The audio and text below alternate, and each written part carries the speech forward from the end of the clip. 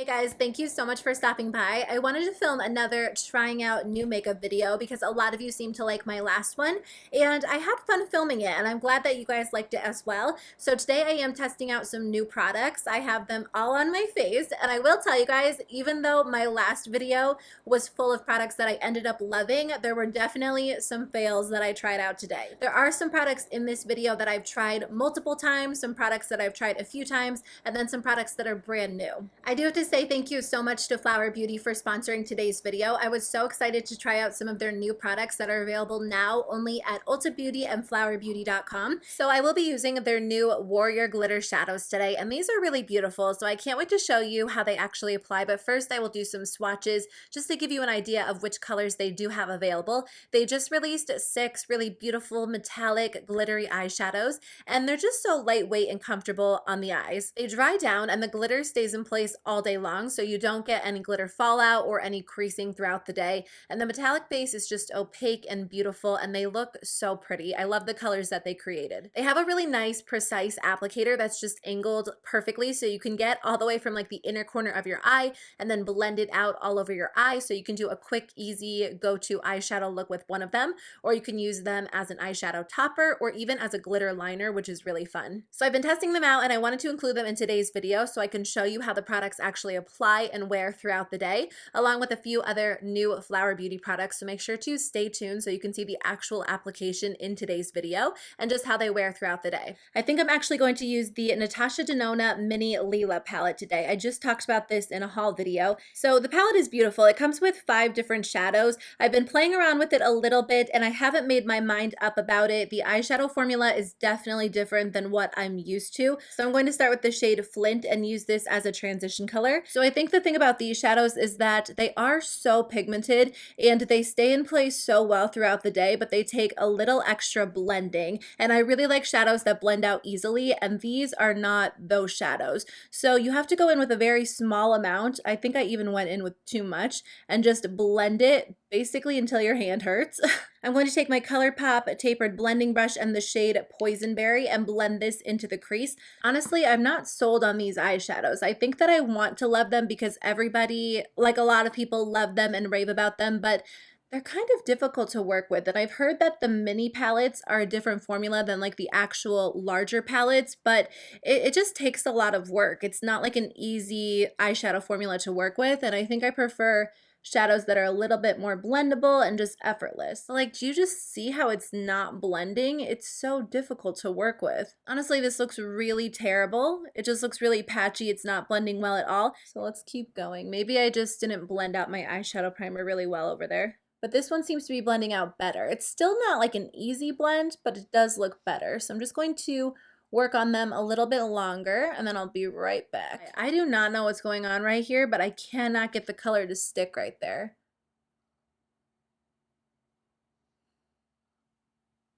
You know what? We are going to start over and give this another shot. I just don't think that I like the Natasha Denona eyeshadow formula. It is so hard to work with, and I just don't think I'm willing to work that hard to get my eyeshadows to blend. I want something that's easy to use, that blends well, that looks good, and I just don't think this formula is for me. So I'm going to start with the Warrior palette by Juvia's Place. I'm just going to take the lightest shade in the palette and use that to set my eyeshadow primer into place like I did originally. Now I am going to use this palette one more time for the transition color again because I like some of the shades, but as a whole for $25, I think I'd rather put my money into a different palette or just different shadows in general.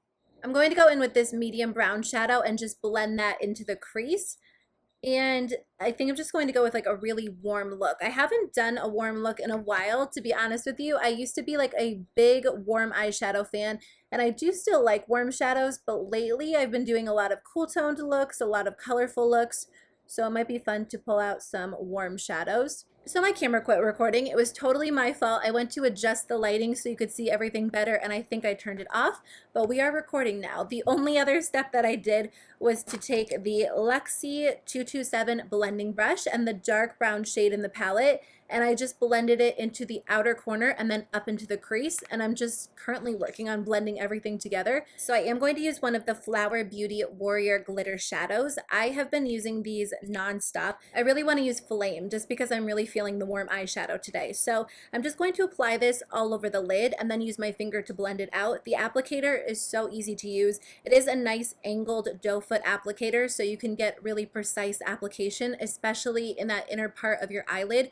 where it's sometimes hard to reach. I like them because you can layer them over shadow and they layer nicely, or you can wear them on their own and blend them out for like an easy one-step eyeshadow look. And then I am going to take a little bit of the shade Blade, which is the lighter, more champagne color, and just place a tiny bit on the center of the lid just to make it a little bit brighter right there in the center. So I am going to line my eyes. I'm going to use the Tarte Maneater liquid liner. Okay, I'm going to take a break from the eyes and move on to the face. So I'm going to be using the Flower Beauty Supernova Celestial Skin Elixir. And this is a really cool product that you can either use on its own to give you a really beautiful glowy look, or you can mix it into your foundation, or just use it to prime your skin before foundation, which is what I'll be doing today. It's a multi-purpose product, so it's going to hydrate your skin, prime your skin, and just give you a really beautiful, smooth, glowy appearance. And I told you guys multiple times that I am all about hydrating face primers. Even though I have oily skin, I just don't like mattifying primers. They make my skin look dry, they make it look a little bit too matte, so I always like to start off with a glowy or hydrating base. And this product is really great because not only does it hydrate your skin, it has these really beautiful light reflecting properties to it, so it makes your skin look really glowy and really healthy as well. And you honestly just need the smallest amount. This bottle will last you forever because one little drop, maybe two if you have really dry skin, is all it takes to prime your skin. But I just take the dropper and start with one or even two drops depending on how glowy of an appearance I want, and I lightly massage it into my skin right around this area, because even though I have oily skin, sometimes foundation can kind of cling around my nose and look like I have dry skin. So I really focus this around the center of my face and then right around my chin area as well. And then I apply it right to the center of my forehead because I find that my foundation tends to crease right here. And this product just helps to make my foundation go on really smoothly and really evenly. So I'm going to go in with the foundation that I used in my last video as well. That is the Catrice HD Liquid Coverage Foundation. This is currently the only foundation that really matches my skin in my collection. I have the lightest shade. It does oxidize like crazy, so when I first apply it, it's going to look a little bit too light, but by the end of my entire makeup application, you'll see that it's a little bit darker. A lot of you guys were so funny because you were like, I didn't even know you had freckles. Like, why don't you let them show through?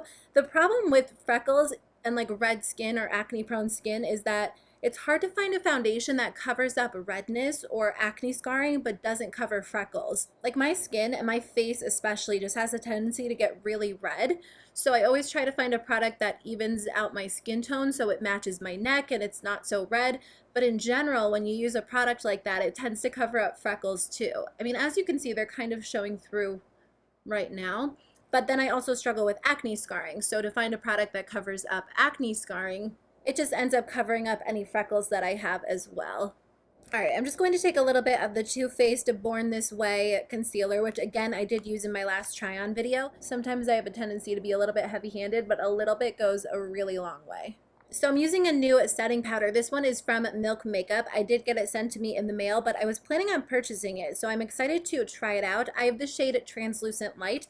This is supposed to be a really lightweight setting powder that also locks everything into place, blurs your skin, and it has a lot of great claims. Oh, the packaging is cool. So when you open it up, there is a sponge on top, and then there's like a white lid that you pop open. So let me just take a small amount and use this under my eyes first to see if it will lock my concealer into place. They do have 3 shades. They have a medium shade and then also a deep shade as well. The light shade seems to be working well. So let me take the Smashbox Blurring Foundation Brush and then just, do I dump it out? I think that I just press right on the top. I don't know if that makes sense. And we're just going to pat this on. Yeah, I definitely got powder on the brush. It definitely is not providing any extra coverage. It's not really supposed to. I'm kind of avoiding this area because I'm going to use a cream cheek blush, or a cream blush. So I don't want to over powder that area. I'm just going to stick with the T-zone. To be honest, I do not really love how this looks on my skin. It kind of looks like it clung to certain areas on my face, like around my nose. It really enhanced that area. It just doesn't look very good. Like this looks a little bit patchy. This doesn't look very good. It doesn't look like it really did anything. Ugh. And as I like press right here, it kind of like picks up the concealer. Like I don't know if you guys can tell, this looks a little bit red. Okay, let me go in with bronzer and blush, and then I'm going to take like a large fluffy brush and just kind of blend everything together and see how that works. But my initial impressions of this product, they're not promising. So for bronzer, I'm just using theBalm's Take Home the Bronze Anti-Orange Bronzer in the shade Oscar. This one is my current favorite. It's a nice matte bronzer, and I'm just going to go in with a small amount. I don't want to do anything too crazy or do any like super intense contouring. Just a light wash of color to give myself a little bit more of like a bronzed glowy look. Okay, for cheeks, I'm really excited because I'm going to be using the Flower Beauty Blush Bombs. These are so much fun and so easy to use. I've never really been the biggest cream cheek product fan because a lot of times cream products for your cheeks are so heavy and so difficult to blend, but these are extremely easy and lightweight and buildable and easy to work with.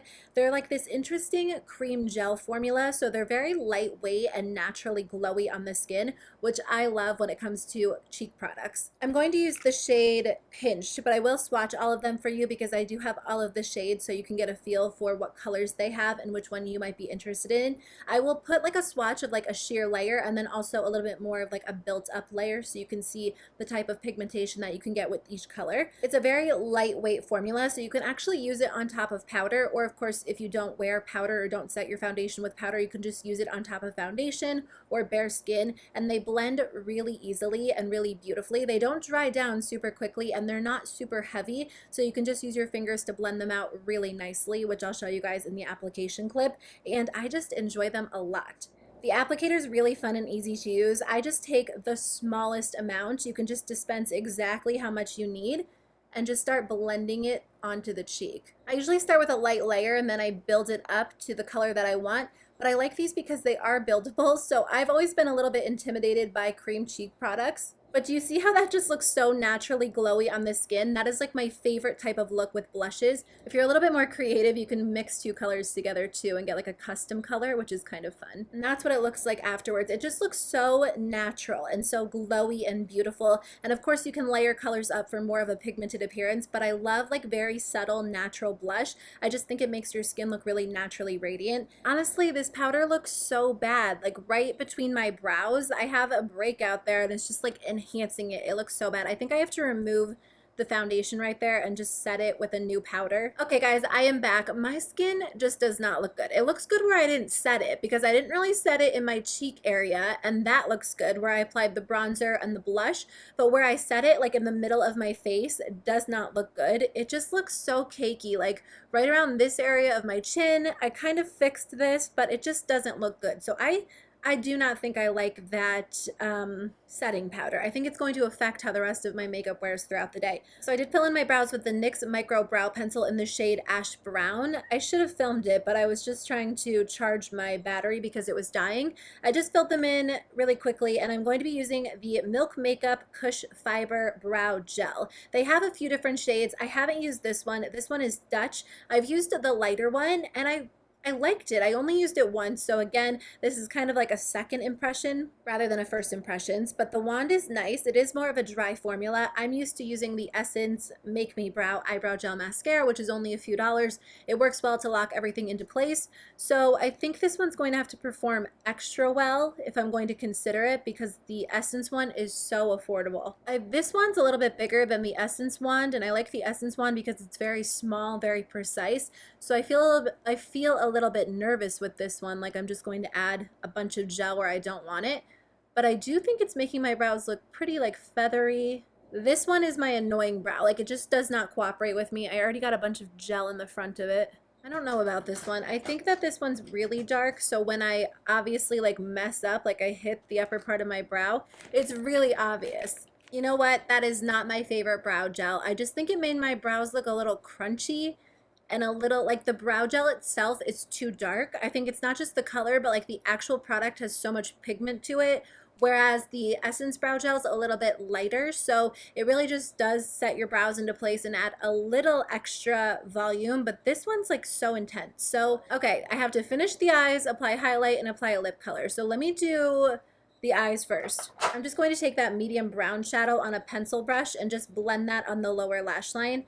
Honestly, not anything too crazy. Actually, I'm going to take a little bit of the darker shadow and blend that as well, just like a very small amount right at the very top of my lash line. And then I'm going to apply the Hourglass Caution Extreme Lash Mascara. This one is my favorite. I've used it multiple times since I filmed my last video where I tried this out for the first time, and it makes my lashes so long and voluminous and beautiful. So I'm going to be trying out one of these Pixi Glowy Gossamer duos. Each of them comes with 2 shades. I think I'm going to go with Subtle Sunrise, and I might actually mix the 2 shades together. So let me open it up. Okay, the lighter one's a little bit glittery. The darker one, it's not super glittery. So I'm actually just going to mix them together and apply them on the cheek. Please work, because I've had quite a few fails today. My brush isn't picking these up very well. I have this Wet n Wild highlight brush that I literally use with every single highlighter that I own. Okay, that's really intense now. When I first applied it, I was like, that's not even showing up on my skin, and now it's almost a blinding highlight. I almost think this would be better applied with a finger. I don't really, yeah, it's a little bit more intense if you apply it with your finger. I don't really want it to be any more intense than it is, but that's good to know. I'm just going to take a little small brush and do the same thing for the inner corner. That looks really pretty on the skin. It's pretty intense. I guess it depends on your version or definition of intense, but it's pretty intense for me. I think it looks really pretty though. It definitely looks glowy. I like it. I'm glad that I like it because I was nervous I was going to have another fail, but I do really enjoy how this looks on the skin. You really have to dig your brush around in the product to get it onto the brush. It might work better with a different brush, but this is like my typical highlighting brush. I don't usually have any issues with it, so it might actually go on better with your finger or maybe with like a sponge. Okay, let's do lips. So I actually have 2 lip products. I'm trying to decide which one to use. I have this Pixi Matte Last Liquid Lipstick, and then I also have a Bad Habit liquid lipstick. I think I might go with Bad Habits. This one's in the shade Broken Heart. It's a little bit of a dark warm nude. I'm just going to skip lip liner and just go right in with this. That actually went on really nicely. It's a very thin liquid lipstick formula, so I feel like it's easy to work with, it's easy to use. I'm going to let it dry down for a second, and then I'll see if it's transfer proof. Okay, I think it's had the chance to dry for about 10 minutes, so let me see if it's transfer proof. Okay, it's definitely not 100% transfer proof. That's probably what the ColourPop Ultra Satin Lips would do if I did that as well. So I think it's going to stay in place fairly well throughout the day, but maybe not as well as like a completely matte liquid lipstick. I'll check back with you guys at the end of the night and show you how everything wore. Okay guys, it is currently 11 o'clock, or it is almost 11 o'clock. It is 10:51, and I wanted to do one final check-in with you and let you know how everything held up throughout the day. I've had my makeup on for about 11 hours, and it looks pretty good. The eyes held up the best for sure. I think as I was going through editing my footage from earlier, I didn't do the best job blending the brown shadow. I blended it up so high, and I think at that point I was just kind of over it because I had worked with the purple shadows and they didn't work that well, so I was just kind of going crazy with the brown shadows. But the Juvia's Place shadows hold their pigmentation throughout the day, which is really nice. And then as you guys can see, the Warrior glitter shadow, which is what I have all over the lid, stayed in place really well. There is no creasing, there is no glitter on my face, and it's still really vibrant and beautiful, which is why I love these so much. So I just wanted to show you guys how they hold up throughout the day because they truly do stay in place. As for the face, my skin actually didn't get too oily today, and that's definitely due to the Supernova Celestial Skin Elixir.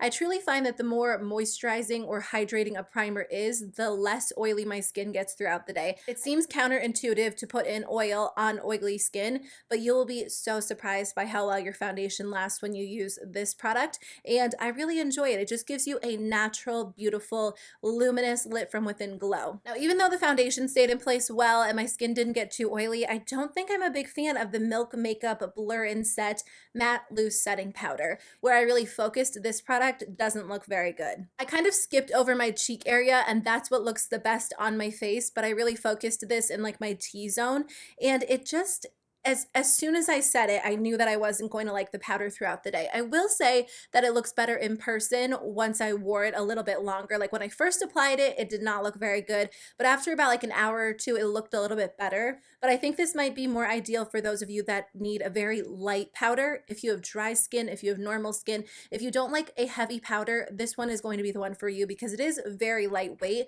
which is what they claim. At the same time though, I didn't really find that it blurred my skin. It just kind of clung to certain areas on my skin and didn't look very flattering. So I have to keep playing around with it to see if I can make it work, but I will update you guys and let you know. But so far, I'm not the biggest fan. So the lip product held up really well and I didn't reapply it. I kind of wanted to reapply it on camera with you and just see if it layered nicely. I mean, I've had this on all day through eating, through drinking, and honestly, it held up really well. It's definitely not transfer proof. I noticed that it kind of got on my hands or on my water bottle as I was drinking and like the corners would bleed a little bit, so I had to clean them up. So I definitely wouldn't call this a transfer proof lipstick, but I also didn't wear it with a lip liner, which I think would help a lot. It did go on nicely on top, so if you had to reapply it throughout the day, I don't think that would be a problem, but honestly, I'm pretty impressed by the formula because I don't know exactly how much these are off the top of my head, but I know they're on the more affordable side. I think the cheek products held up so well, and I think it's because I did not use that powder on them.